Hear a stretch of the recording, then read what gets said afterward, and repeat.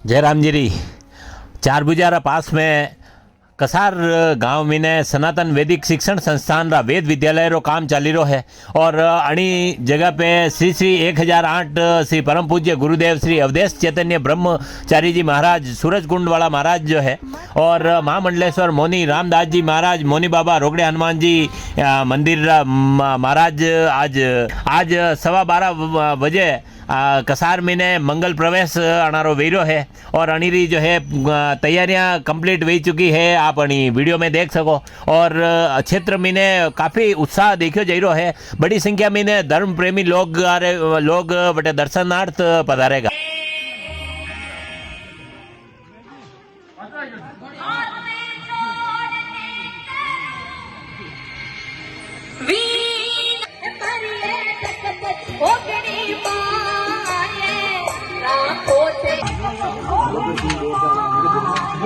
देखो रिश्ती नहीं देगी